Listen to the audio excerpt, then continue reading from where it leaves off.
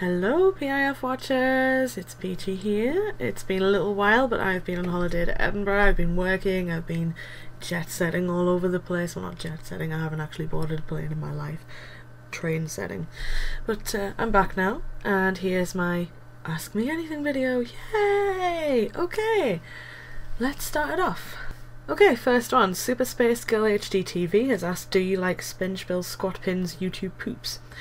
I haven't actually seen any, but with regards to YouTube poops, I actually do enjoy watching them and making them, and some of the more beady-eyed subscribers might have noticed that I have my own YouTube poop channel. I haven't mentioned it on here before, but my username is Mama Pyro if you want to go and check my crap videos out. I've made a couple of YouTube poop videos that actually include some public information films ones, so my interests kind of cross over there. Richard James Weston asks, what was your reaction when you saw your very first PIF? Oh fuck. Well, my very first one that I saw was at that whole kind of like safety carousel event that I've mentioned before, that I was forced to go on as a kid in primary school, where we were basically like taken around an events room and shown and demonstrated a lot of really kind of scary safety things. And one room was actually a practical demonstration room showing us how to call 999 if there was a fire. There was like a phone in the corner and everything. And they actually made smoke seep into the room from under a door. It was probably dry ice looking back. They wouldn't actually want to smoke a bunch of 7 to 9-year-olds out of a room, but it still absolutely terrified me. Actually, come to think, it might have been one of the Hedgehog ones that I watched the first time, but the very first non-kid friendly PIF I saw was the chip pan one with the burnt lady, and that scared me so much that I actually pestered my parents into getting rid of our chip pan. I mean, PIFs in general have left me with quite a few sleepless nights over like replaying things in my head, you know. Got a really vivid imagination, so that's both a blessing and a curse, I suppose. These two questions were quite similar, so I've lumped them in together and answered you both here. Right, Jill C2 asks, what do you think is more effective in PIFs, fear, comedy or emotion? And GamerDude881 says, what PIFs have the best influence on people in general? See, I'm actually very impartial on this one, surprisingly. Yeah, you'd think I'd have more of an opinion, but I think that different things will stick to different people. I don't think there's one kind of like magic pill PIF type that'll be effective for absolutely everyone. I mean, some people think that emotional PIFs are cheesy, others get really kind of heartfelt about them. Some people just aren't fazed at all by scary PIFs and don't give them a second thought, and others get terrified and have sleepless nights, like I'm sure quite a few of you do. Some people like the comedy ones, other people again just glance over them as they don't tend to leave an impact most of the time. Personally speaking, I'm more affected by fearful PIFs, but that's just me. Right, love the PIFs giving me a triple threat here, thanks very much for that. What PIFs have had the greatest impact on you? Right, this almost continues on from the last question actually. Speaking from the ones that have affected my habits and the way I conduct myself, I'm actually really paranoid about checking and replacing batteries and smoke alarms. I pester my parents to do that all the time, and I'm going to be moving out soon, so I'm going to be absolutely on it like a car bonnet, to quote a really shit TV show that shall not be mentioned. I've got very much a fear of burnt out buildings, and I get very sketchy around fire in general. Actually, I went on house viewings the other day and there was a burnt out building at the end of the road. I was fucking terrified, I'll tell you that. But I actually have routine-based obsessive compulsive disorder as well as contamination-based, and I actually think like the kind of roots of that in the psyche came from PIFs. Like the routine of like checking alarms and sockets over and over again to make sure the house doesn't fucking burst into flames is down to those kind of PIFs really.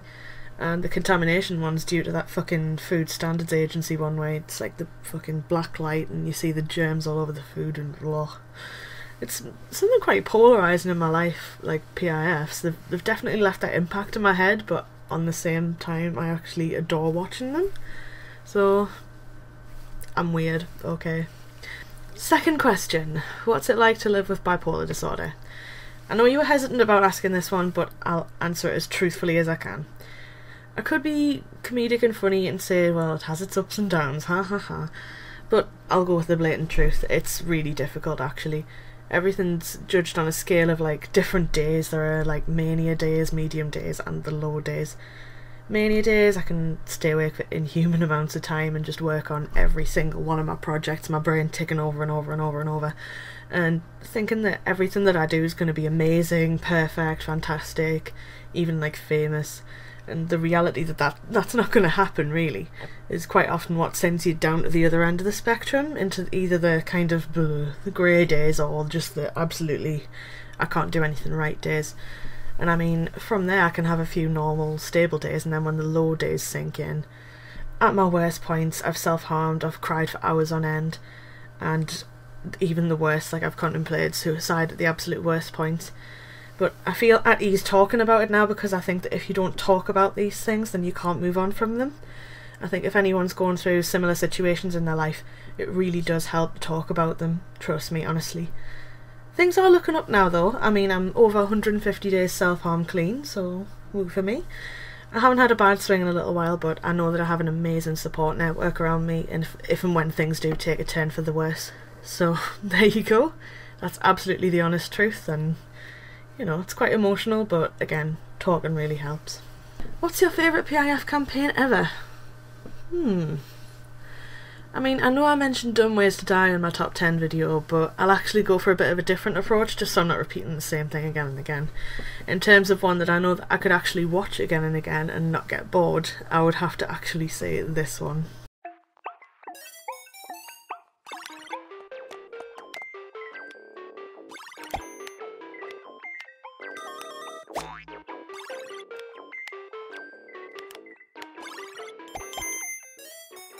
In university studies, pigs learn video games with joysticks as fast as chimps, faster than a 3-year-old child, and excelled over both.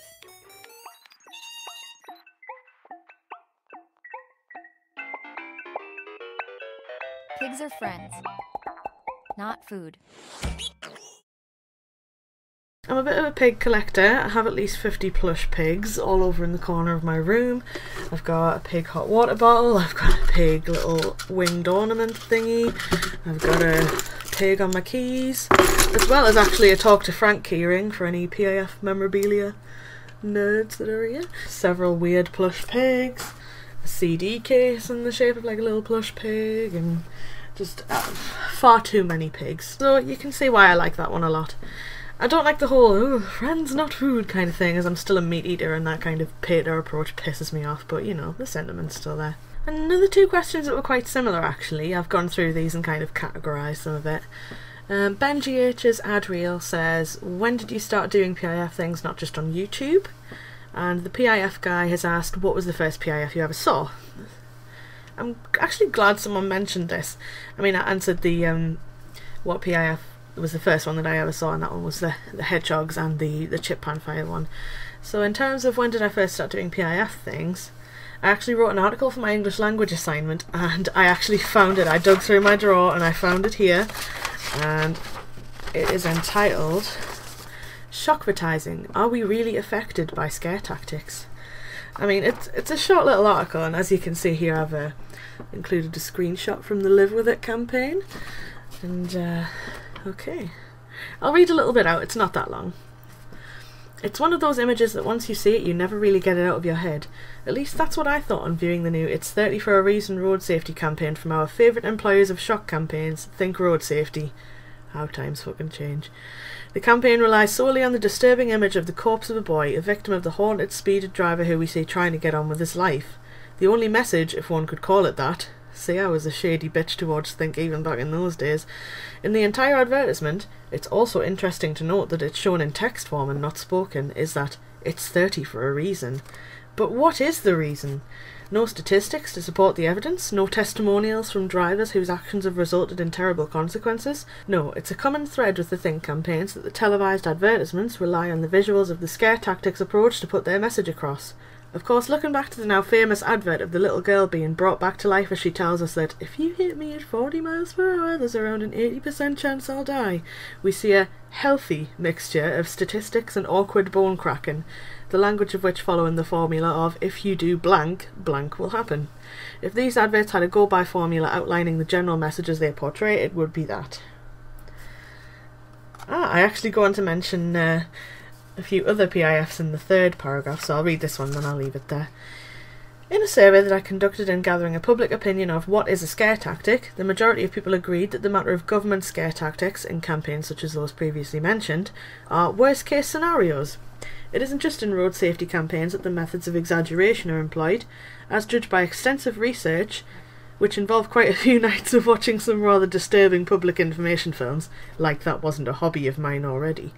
Be it Donald Pleasance voicing the Grim Reaper trying to warn children away from diving into dark and lonely water, or the famous fireworks safety advert showing the mangled hand missing a few fingers, anything that directly involves awareness or safety is more or less bound to have a few disturbing PIFs to its name.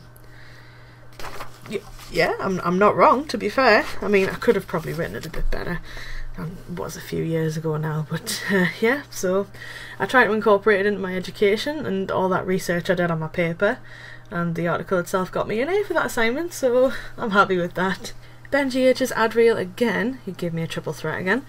Do you like Super Mario World? I'm asking because of the blooper sound. Long answer short, yes I do indeed. I'm glad someone clocked it. And the third question in that triple threat? Who are the worst PIF makers? Do I even need to say? Leading on beautifully, Kilo asks, if you could devise a PIF with Think, what would be the scenario? In all honesty, I'd probably kick them out the room and then get all the PIF watchers in to draft out the storyboard and concept and cinematography, and then actually refine it with their marketing team and actually film it with their crew and everything. I think it would only work, in my opinion, if they actually had a good fleshed out concept before. I think that Think seemed to fall at the first hurdle, which is actually coming up with like a solid concept that can be executed well. Although I'll give them that celebration advert was a fantastic concept and it was excellently executed, but I really want to see the glory days of the scare tactics, the Julie days coming back. Bring back the Julie days. And Kilo has asked again, what would current day Peachy tell younger Peachy? Oh, fucking hell. Seeing as I don't have hours and hours to give the full answer, I'd probably just tell her not to worry as much, that times might be tough and your head might be a bit messed up, but you'll survive and you'll make it. God, that sounds so tragic. Moving swiftly onwards, Maximus4587 has asked, what do you think is better, Futurama or The Simpsons? The Simpsons.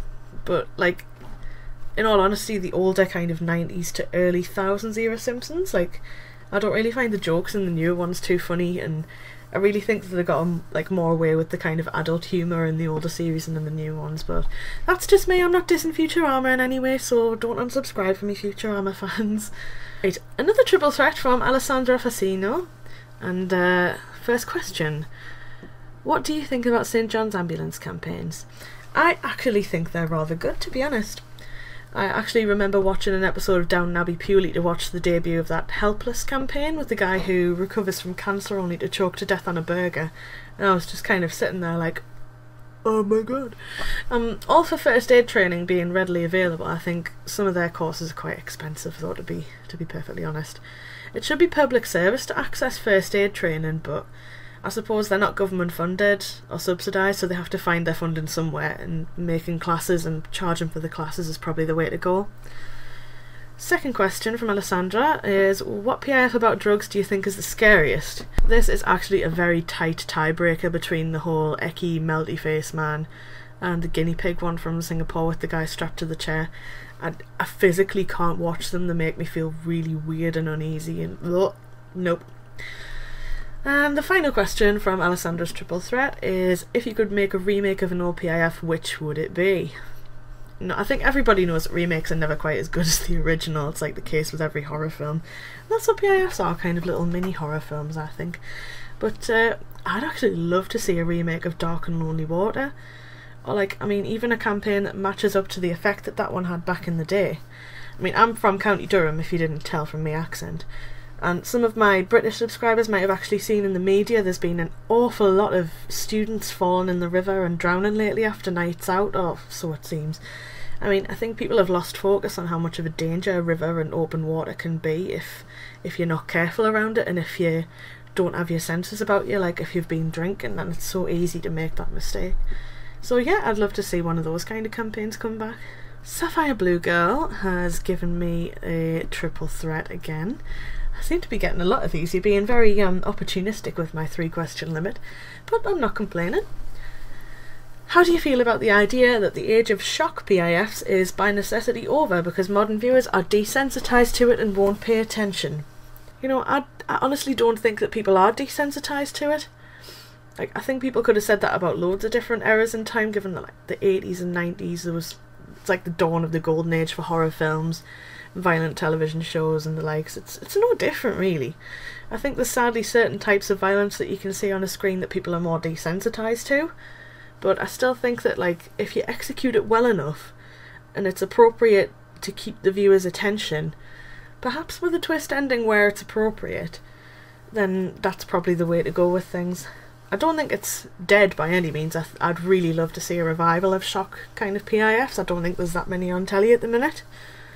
I mean, failing that, Dumb Ways to Die was perhaps the biggest kind of globally successful PIF to date, and that was just a light-hearted kind of song. I mean, there's so many different ways of approaching PIFs, but agencies like Think just seem to be fucking wasting their chances and just producing like bland-ass material. Second question, what do you feel is the future of PIFs? I'm thinking of stuff like that NZ anti-drug driving campaign over Snapchat, etc. I haven't actually seen that Snapchat campaign. If there's like a video, could you please link it in the comments for my perusal? And I think that as long as the COI is dead, I think in terms of British PIF making, it's pretty much dead, to be honest with you. Our culture is pretty much taking its drowning breaths in terms of PIFs. You know, there's an election coming up, and I hope whatever party gets in reinstates the COI, as much of a kind of far-fetched wish that happens. And that kind of thing would win my vote in a millisecond. Unless it was UKIP. Nigel Farage is a racist, homophobic twat. I've probably just lost a whole load of subscribers, but you know, if you're a UKIP supporter, then, you know, if you agree with racists and homophobes, and I probably don't want you on my channel anyway, so moving swiftly onwards. Have you ever played Five Nights at Freddy's? Nope, I haven't actually, but I've seen playthrough videos of it and even they made me jump. I really don't do well with jump scares.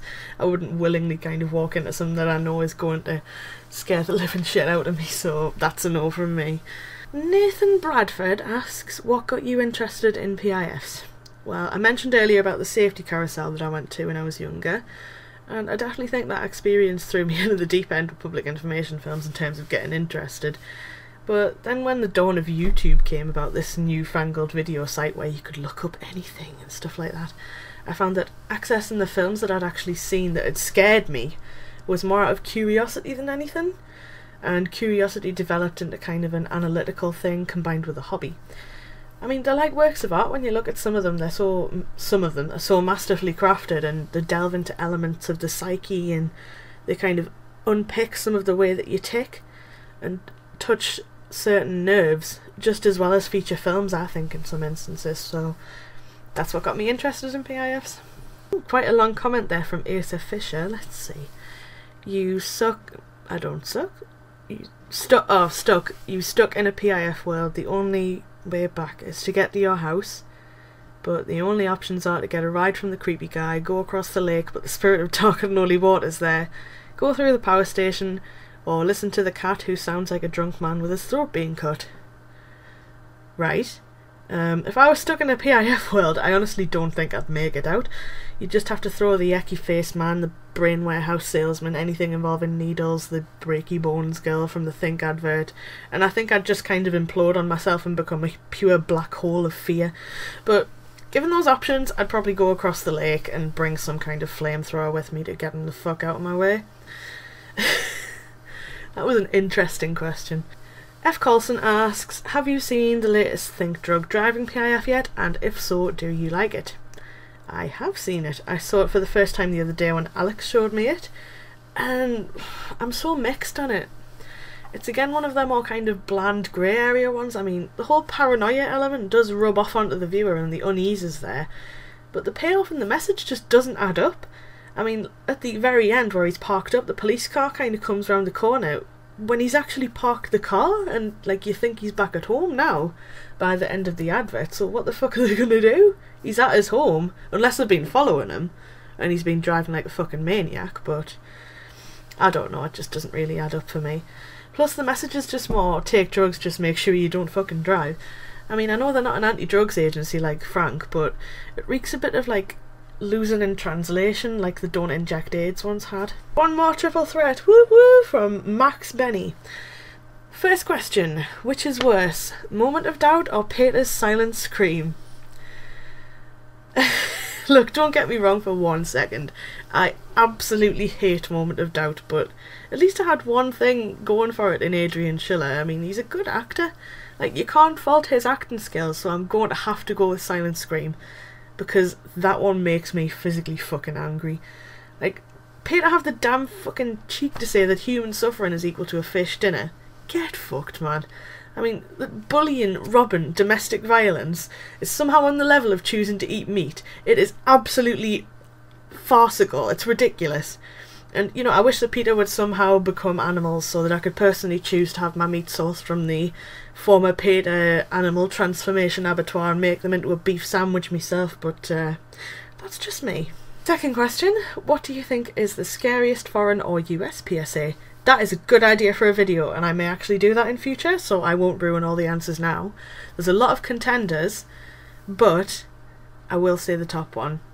It's the Singapore one with the guy strapped to the chair. I can't watch it. It's absolutely horrible. I'll put a link to it there. Go and watch it now. Watch it all the way through. Go on, I dare you. Third question, and I'm on to the final question. Yay! Which PIF do you think is the most tear-jerking? You know, as someone with multiple issues, I cry a lot, and I cry for a lot of different reasons. I mean, when a PIF makes me cry, it's few and far between. But I think the one that I physically cried the most at was the anti-nuclear weapons one. I think it's Greenpeace, I'm not sure. But it wasn't out of like sadness, it was kind of an overwhelming kind of emotion that humanity had made so many mistakes, but were making the steps to rectify it and had banned those kind of things from ever happening again. You know, it's a fucking shame that it didn't really last long. Every other country still has nukes now. Oh well. Well, that's it. Yes, I've done an Ask Me Everything video now. The next PIF review is going to be uploaded very soon. I'm still working on it at the minute. I'm still reeling from my exhausting holiday back in Edinburgh. And the guest star is a surprise, of course. I wouldn't want to reveal all my secrets.